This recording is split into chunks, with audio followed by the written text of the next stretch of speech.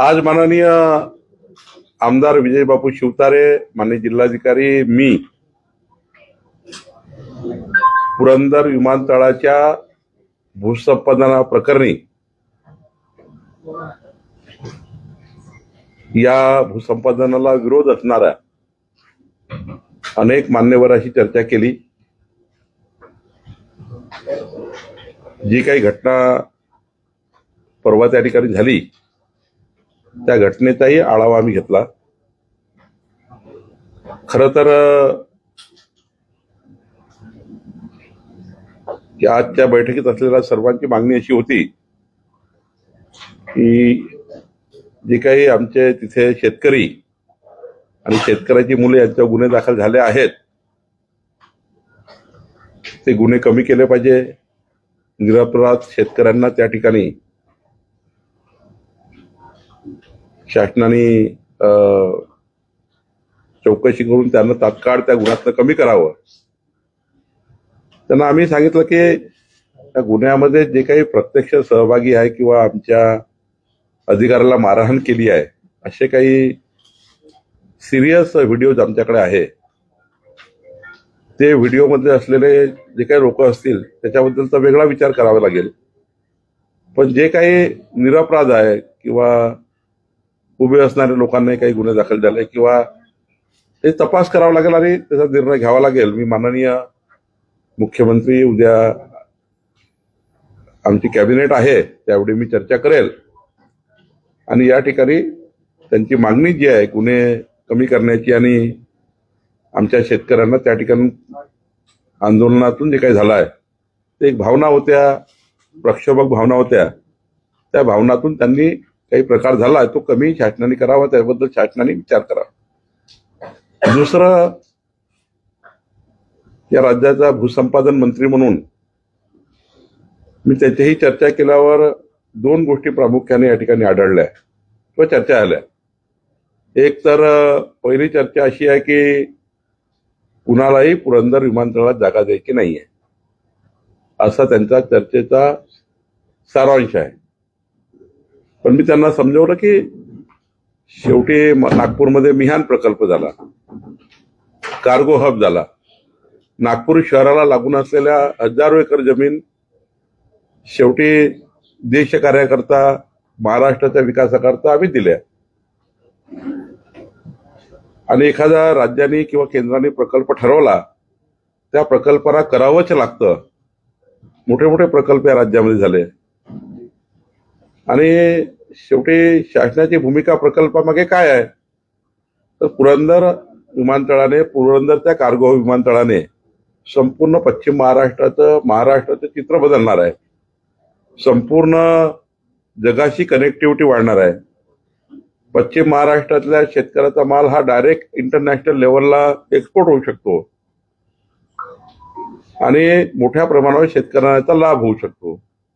या भागातल्या 21व्या शतकातल्या डेव्हलपमेंटमध्ये, पुण्याच्या डेव्हलपमेंटमध्ये ज्या पद्धतीनं पुणे आज मुंबई नंतरचं महत्वाचं शहर, दिल्ली नंतरचं महत्वाचं शहर, बेंगलोर नंतरचं महत्वाचं शहर या ठिकाणी या महाराष्ट्रात डेव्हलप होते आहे, या शहराला एक असं विमानतळ जे जगाच्या पाठीवरचं सर्वात उत्कृष्ट विमानतळ या ठिकाणी करण्याचा शासनाचा मानस आहे, तो मानस मात्र शासनाचा आहे। त्यामध्ये शासनाची भूमिका बदलणार नाही, कारण विमानतळ झालंच पाहिजे। विमानतळाशिवाय आपल्या देशाला विकासाचा पर्याय नाही किंवा पुणेलाही विकासाकडे नेऊ शकणार नाही।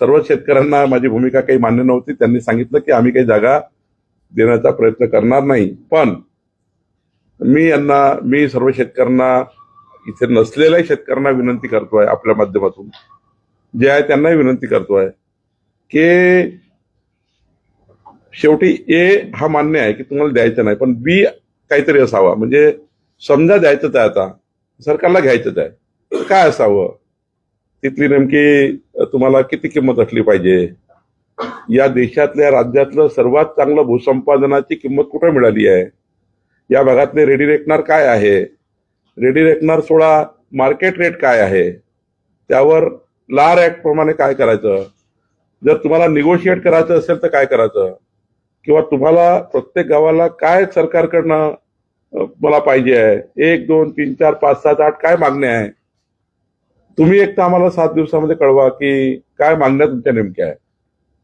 काय मागण्यावर तुम्हाला आपल्या जागा द्यायच्या आहे, किंवा मग शासन तुम्हाला कळवेल 7-15 दिवसामध्ये की आमची ही मानसिकता आहे, आमचा हे आमच्या सर्व राज्यातले देशातले कायदे वापरून हे आम्ही तुम्हाला देऊ शकतो. म्हणजे जास्तीत जास्त शेतकऱ्याच्या खिशात काय टाकता येईल आणि जे जे कायदे तोडता येत नाही, थोडा बेंड करून सुद्धा कायदा बेंड करून काय करता येईल याच्या भूमिका आम्ही शेतकऱ्यांना मांडली आहे. शेतकऱ्यांनी तशी तयारी फार दर्शवली नाही की आम्हाला जागा द्यायची आहे, पण मला या ठिकाणी शेतकऱ्याला विनंती करायची आहे.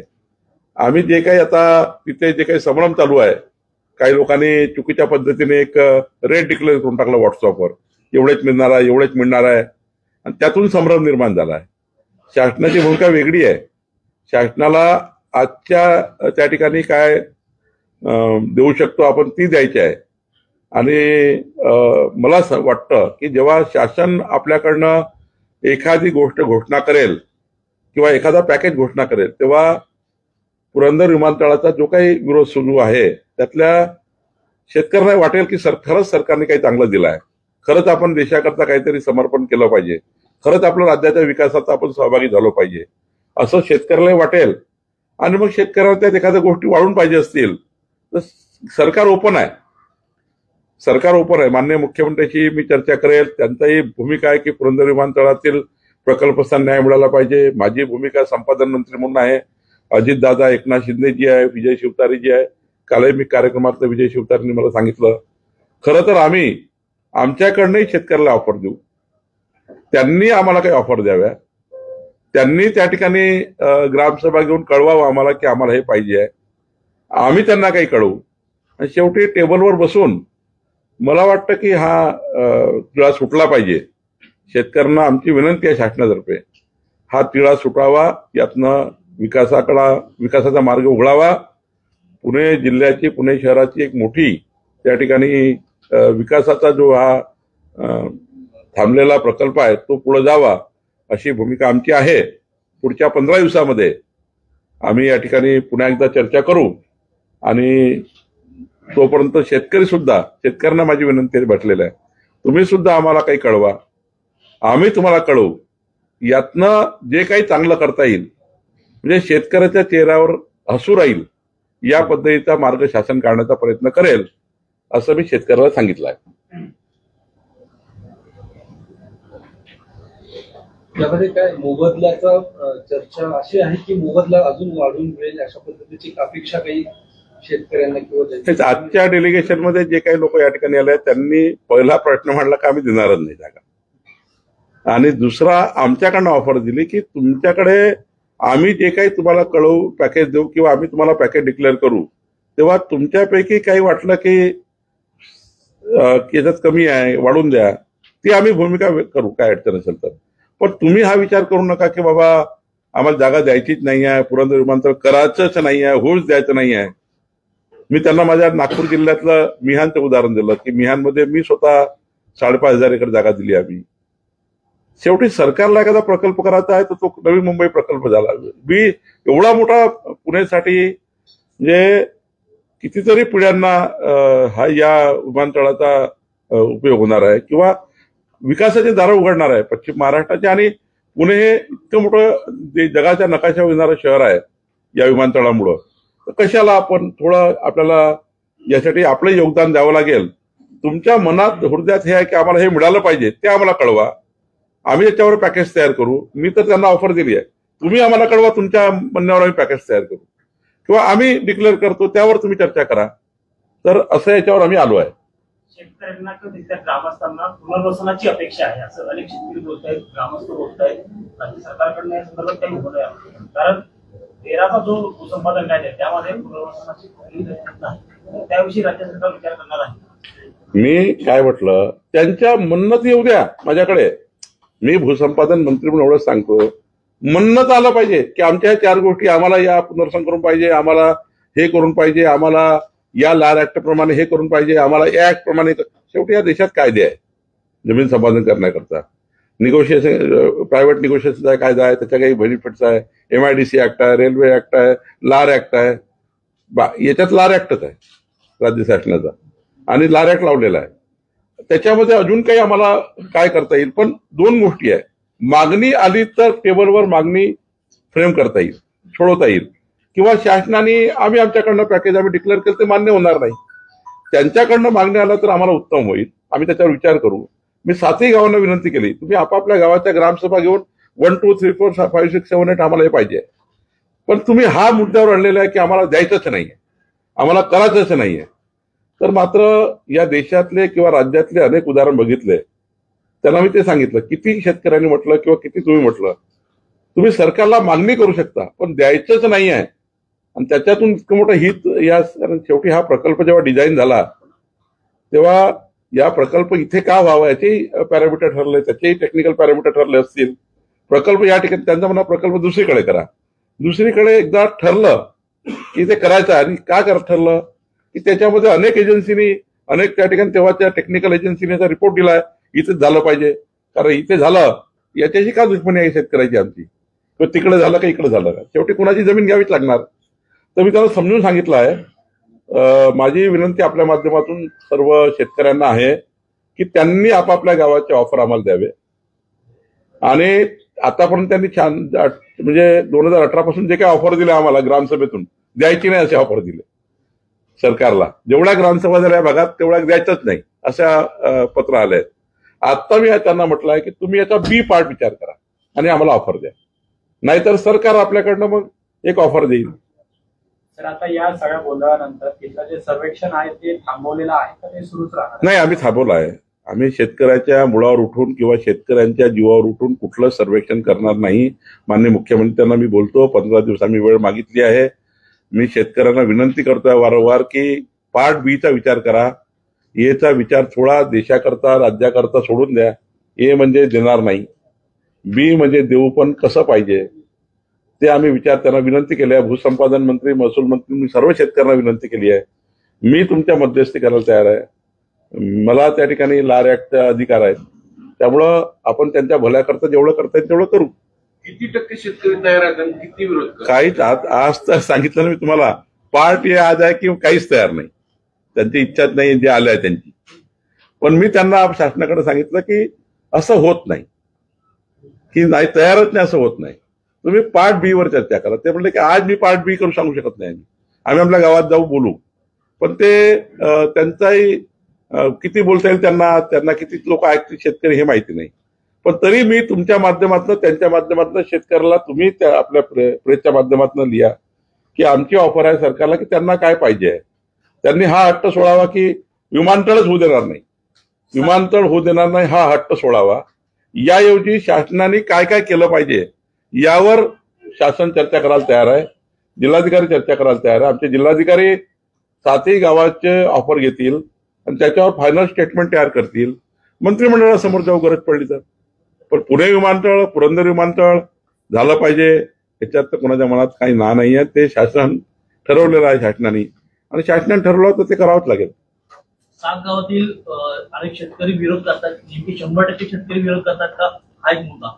दुसरा मुद्दा असा की काही शेतकरी ज्यांची जमीन जातात ते विरोध करतात, पण काही शेतकऱ्यांच्या जमिनी देण्याची तयारी आहे असाही मुद्दा येतोय. फक्त रेट किती फुटणार आहे एवढीच एक अपेक्षा लोकांना आहे. मी तेच सांगितलं आहे, तुमच्या मनाला वारंवार तेच सांगतोय. तुम्ही माझी जिल्हा प्रशासनानं असं काही सर्वे केला आहे की नेमकी शेतकऱ्यांचा विरोध किती? नाही, जिल्हा प्रशासनाने किती सर्वे केला तरी लार ऍक्ट मध्ये अधिकार आहे. किती 4 पट 5 पट जे काही आहे, आज जे काही रेट, जे काही आमचा आजचा जो बाजारभाव असेल, आजचा जो काही आम्ही रेट लावू त्याच्या 5-4 पट आम्ही लार ऍक्ट मध्ये देतो, 5 पट निगोशिएशन मध्ये देतो.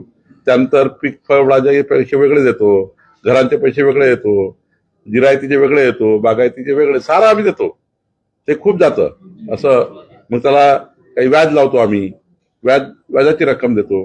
हे केलं तर खूप ते असं जातं. ते एकदा समजून घेतलं पाहिजे शेतकऱ्यांनी की त्यांना जर आज त्याची जमीन समजा 50 लाख रुपये एकर आहे, पण त्यांना उद्या 70 लाख रुपये एकर मिळाली मार्केटची, तर शासनाकरता येणाऱ्या पिढीकरता त्यांनी मोठं मन करायचं. देणारच नाही भूमिकेतनं न येता देणार पण आम्हाला हे द्यावं सरकारने, या भूमिकेत शेतकऱ्यांनी यावं याच्याकरता मी बैठक घेतली. आणि आता आपण सांगितलं की 5 पट जास्तीत जास्त देऊ शकतो आपण निगोशिएबल, ते नियमच आहे. बरोबर. पण तुम्ही त्या व्यतिरिक्त पॅकेज टाईप म्हणतायत, म्हणून म्हटलं की सरकारला जारी करायचं केंद्राचा जो कायदा आहे त्याच्यामध्ये 5% पर्यंत त्याच्यावरती राज्य सरकारला स्वतःचे अधिकार दिलेले की तुम्ही देऊ शकता. असं काही पॅकेज द्यायची सरकारची मानसिकता आहे का? मी एकच विनंती करतो सर्वांना, त्यांच्याकडनं काय मागणी आहे ती तर थोडं बाहेर येऊ द्या. मी तेच म्हणतोय त्यांना, ए वरच बोलताय ते देणार नाही. मी त्यांना वारंवार सांगतोय तुम्ही बी वर बोला, कारण ए वर माझा जो अनुभव आहे माझ्या आयुष्यातला, ए वर मी खूप आंदोलन केलं, मी विरोधी पक्षामध्ये होतो, खूप प्रकल्प अडवण्याचा प्रयत्न केला, पण शेवटी सरकारने एकदा नोटिफाईड केलं प्रकल्प होतातच. 2 वर्षांनी होतात, 4 वर्षांनी होतात. प्रकल्प काय होतं, 4 वर्ष लेट झाला काय होईल, प्रकल्पाची किंमत वाढेल, पैसे कोणात जातील, सरकारचे जातील, होईल काय. यांनी आंदोलन केलं, आम्ही खूप अडवून राहिलो. यात दोघांचे नुकसान आहे. शेतकऱ्याचे नुकसान आहे की त्यांचे आंदोलन चालू राहतील, इकडे सरकारचे रेट वाढत जाईल, म्हणजे जो प्रकल्प 4,000 कोटीचा तो 8,000 कोटीचा होईल. शेवटी पैसे आहे कोणाचे, लोकांचेच पैसे आहे ना. त्यामुळे लवकरात लवकर जर समृद्धी महामार्गावर असं झालं, समृद्धी महामार्ग अडवण्याचा खूप प्रयत्न केला, पण एक लेवलला एक ऑफर आली, भडाभड जमिनी 701 किलोमीटर जमिनी त्या ठिकाणी गायकवाड झालाय 3 महिन्याच्या आतमध्ये. मी त्याला तेच सांगितलं, तुम्ही बोला तर खरी, सरकार तुमच्याशी बोलायला तयार आहे, सरकार निगोशिएशन करायला तयार आहे, सरकार तुमच्या मागण्यावर चर्चा करायला तयार आहे, पण तुम्ही एवरच थांबले आम्ही देणार नाही. तर शेवटी सरकारला ते प्रकल्प करायचा आहे, तो विकासाचा मुख्य केंद्रबिंदू आहे या महाराष्ट्राच्या आणि पुण्याच्या आणि इंटरनॅशनल लेवलच्या. तर त्यांनी माझी ऑफर, माझी विनंती ऐकेल असं मला वाटतं. 2 दिवसांपूर्वी जो काही प्रकार तिकडे घडला पुरंदरमध्ये, त्यामध्ये त्या सगळ्या आंदोलनामध्ये काही जलाल घुसल्याचा सुद्धा आरोप केला जातोय आणि तिथल्या काही शेतकऱ्यांवरती देखील गुन्हे दाखल आहेत. त्याच्यामध्ये 307 कलम लावण्यात आल्याचं म्हणलं. तर शेतकऱ्यांचं म्हणणं की तसा प्रकार घडला नसताना सुद्धा शेतकऱ्यांवरती 307 सरकारकडे व्हिडिओ आहेत, त्याची सगळी चौकशी सरकारचे व्हिडिओ आहेत. त्याच्यामध्ये बैलगाड्या का सोडण्यात आल्या, बैलगाड्या सोडल्या. आता त्या बैलगाड्यामध्ये कोणाला आमच्या अधिकाऱ्यांना काय, आमच्या त्या कर्मचाऱ्यांना काय, ठीक आहे त्याची चौकशी करू. शेतकरी राजा जो आहे त्याच्या मुलांना, त्यांच्या महिलांना जो काही तिथे जाणीवपूर्वक काही त्या ठिकाणी रजिस्टर झालं असेल तर ते माग घेत आहे सरकारला. पण काही लोकांनी तिथे, शेवटी गावामध्ये 2 प्रकारचे लोक असतात, एक आंदोलन चिघळवणारे आणि एक बिचारे आंदोलनामध्ये काही कारण नसताना भरडणारे. तर चिघळवणारे कोण आहे याच्यामध्ये सरकार जाणार आहे, पण त्यांची मागणी आमच्या मुलाबाळाला काही कारण नसताना काही पोलिसांनी केलेलं आहे, त्याच्यामध्ये मी मुख्यमंत्र्यांशी बोलणार आहे. ज्यावेळेस असे प्रकल्प येतात तर सुरुवातीला दलाल मंडळी तिथे घुसतात, जमिनी विकत घेतात, नंतर त्यातनंही काही गोष्टी वाढतात. या प्रकारात नेमकं काय झालंय? नाही, आता मला या प्रायमरीत असं म्हणता येणार नाही कोणी दलाल वगैरे असं आज मला म्हणता येणार नाही, कारण मी त्याची चौकशी आज केली नाही. मी ऑफर दिली आहे. याच्यामध्ये शेवटी या भूसंपादन कायदा आल्यानंतर काही झालं असेल किंवा ज्या दिवशी आपलं नोटिफिकेशन झालं त्याचा ते बघावं लागेल, तो वेगळा विषय आहे. पण ते 1-2 दलाला करता सर्वसाधारण शेतकऱ्याचं नुकसान करणे काही योग्य नाहीये. 1-2 लोकांनी काय केलं असेल तर मला माहिती नाही, ते बघावं लागेल आम्हाला. पण सर्वसाधारण शेतकऱ्याबद्दल मी बोललो आहे. माझी विनंती शेतकरी ऐकतील, सरकारची विनंती ऐकतील, मुख्यमंत्र्याची विनंती ऐकतील, अजित पवार, एकनाथ शिंदेजी आम्ही सर्व एकत्र आहोत, शिवतारे बापू आहे. शेवटी हा प्रकल्प होऊ द्यावा एवढीच विनंती लोकांना माझी आहे. तुमच्या काय काय ऑफर असतील त्या सरकारकडे आपण द्याव्या, त्याच्याबद्दल विचार शासन करेल. सरकार लोकांशी बोलायला तयार आहे. सरकार पॉझिटिव्ह भूमिकेमध्ये आहे. सरकार मोगलशाही करणार नाही. सरकार जमिनी संपादन करताना शेतकऱ्यांच्या चेहऱ्यावर हसू राहील असाच निर्णय करेल. परंतु शेतकऱ्यांनी मात्र थोडा हट्ट सोडावा आणि पुण्याच्या, देशाच्या, महाराष्ट्राच्या विकासाकरता, कारण हा इंटरनॅशनल प्रोजेक्ट आहे, हा जगाला जोडणारा प्रोजेक्ट आहे. यातनं संपूर्ण कार्गो हब तयार होणार आहे आणि एकदा कार्गो हब तयार झाला त्या भागाचं संपूर्ण चित्र पालटतं असा संपूर्ण जगाचा आतापासूनचा डेव्हलपमेंटचा रेशो आहे. त्यांचा आरोप की आमदारांनी आम्हाला फसवलं. बापू तुमची काही याच्यावर असेल, तुम्ही स्थानिक आमदार कोणी फसवलं करत असताना जनतेच्या हृदयाची मागणी मान्य केली म्हणून मी त्यांचा अभिनंदनाचा प्रस्ताव पारित केला. सर, काल तुम्ही जे स्टेटमेंट केलं होतं की काँग्रेस रिकामी करा त्यावरनं बऱ्याच प्रतिक्रिया येताना दिसल्या. त्यावर मुंडे आणि महाजनांनी पक्ष वाढवला, मात्र बावनकुळे किंवा सत्तेचा आणि पैशाच्या जोरावरती भाजपला सूज आणतायत असं संजय राऊतांचं म्हणणं. मी असं म्हटलं की धंगेकर सारखा एक कार्यकर्ता, इमानदार कार्यकर्ता, काँग्रेसचा निष्ठावान कार्यकर्ता एकनाथ शिंदेजीकडे पक्षप्रवेश केला. परवा संग्राम थोपटेजी यांनी पक्षप्रवेश भाजपमध्ये केला. विदर्भामध्ये, मराठवाड्यामध्ये, महाराष्ट्रामध्ये मोठ्या प्रमाणावर काँग्रेसचे रोज पक्षप्रवेश मंगळवारी भाजप कार्यालयात सुरूच आहेत. काँग्रेसचा खालचा कार्यकर्ता फार अस्वस्थ आहे, बुथवरचा. केंद्रीय नेतृत्वामध्ये ना विकासाचे विजन आहे, या देशाला पुढे नेण्याकरता काही भूमिका आहेत, डेव्हलपमेंटच्या काही भूमिका नाही. केवळ नरेटिव्हवर काम करून कधी पक्ष वाढत नाही. राज्याच्याही, मला कोणाचं नाव घ्यायचं नाही, राज्याच्याही काँग्रेसच्या नेतृत्वामध्ये आपल्या पक्षाला पुढे नेण्याकरता कुठली भूमिका घेता येत नाहीये. आतापर्यंत फक्त ईव्हीएमवर दोष देऊन पार्टी चालवली. शेवटी पक्ष चालवताना भूमिका घ्याव्या लागतात, डेव्हलपमेंटच्या घ्याव्या लागतात, विकासाच्या घ्याव्या लागतात. आणि त्यामुळं काँग्रेस पक्षामध्ये ज्या कार्यकर्त्याला असं वाटतं की विकासाच्या प्रवाहात यायचा आहे, जो बूथवरचा कार्यकर्ता आहे, तालुक्याचा कार्यकर्ता आहे, जिल्ह्याचा कार्यकर्ता आहे, त्या सर्व कार्यकर्त्यांना भारतीय जनता पक्षाचे दार उघडे करा आणि त्यांना विकासाच्या मूळ प्रवाहामध्ये आणा. ते सुद्धा कार्यकर्त्यांनी खूप दिवस काँग्रेसमध्ये काम केलं आहे. आज त्यांना जर आपण सोबत घेतलं तर निश्चितपणे प्रत्येक पक्षामध्ये चांगली माणसं असतात, जे विकासाला प्राधान्य देणारी असतात. त्या लोकांना भारतीय जनता पार्टीमध्ये पक्षप्रवेश द्या. अत्यंत सरळ सोप्या पद्धतीने मी मांडला आहे. आता मोडून तोडून काही लोक दाखवतात, ती गोष्ट वेगळी आहे.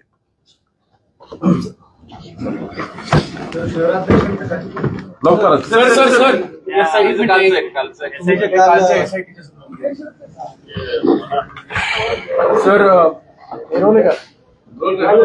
महसूल विभागाच्या प्रकरणात, भ्रष्टाचाराच्या प्रकरणात आपण काही एसआयटी स्थापन करण्याचा निर्देश किंवा आदेश काही देतोय?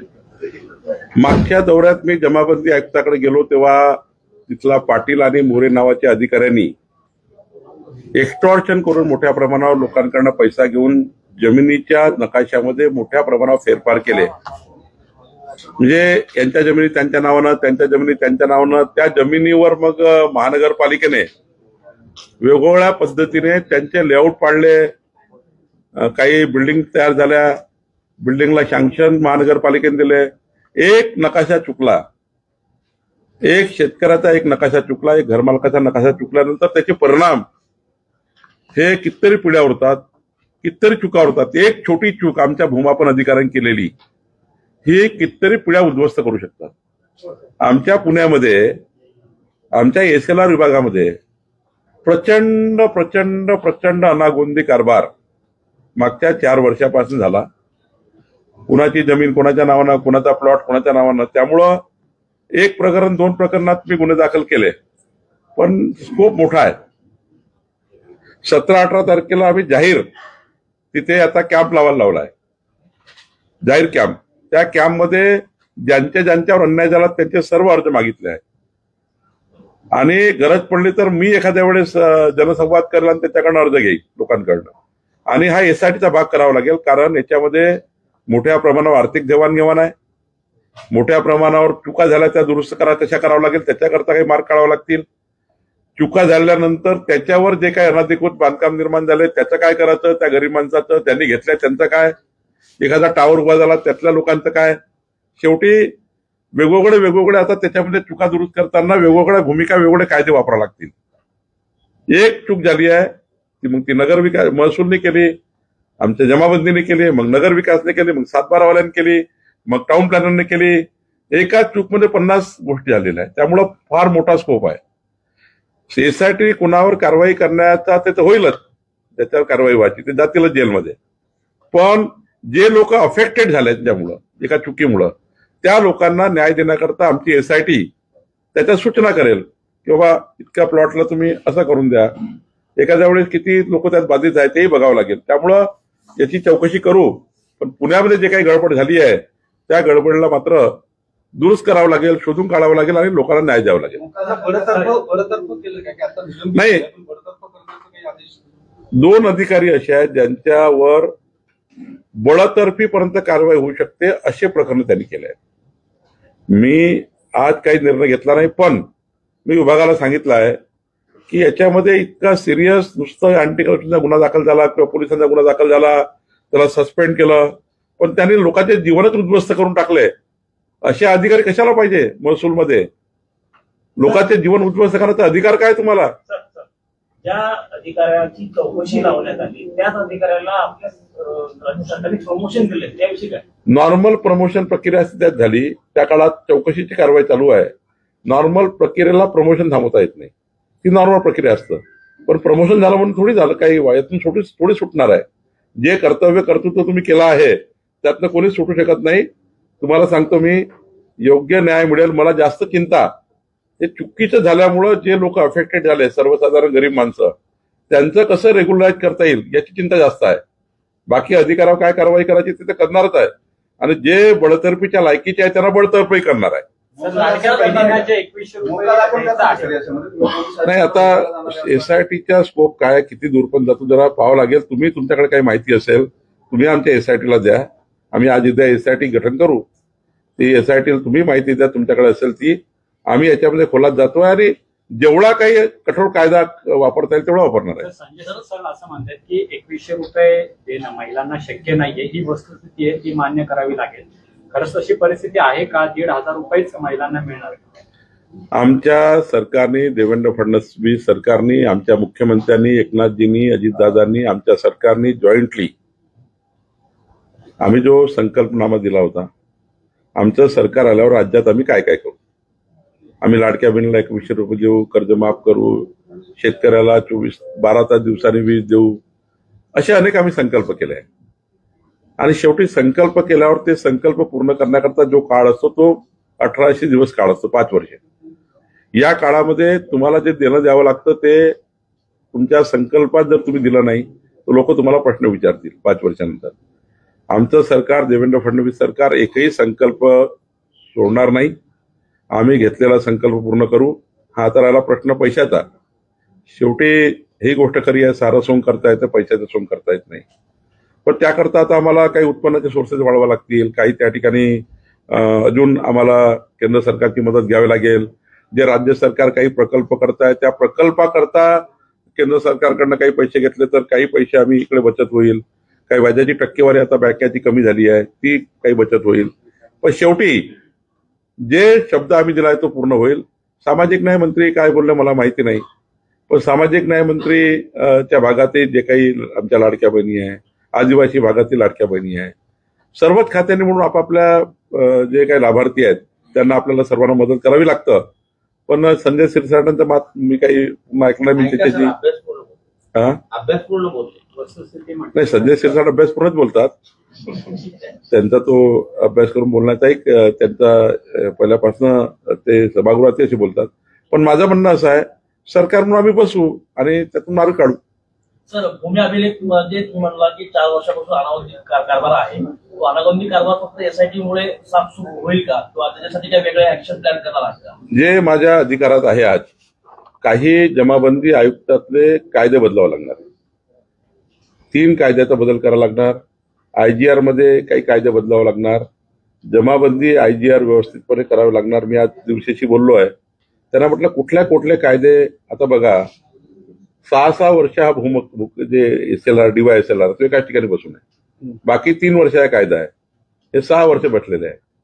ते आपली मोनोपोली करून त्या ठिकाणी काम करतात. सर्वच करत नाही, काही चांगले अधिकारी आहे या राज्यातले. काही DYSLR SLR प्रचंड चांगलं काम करणार आहे.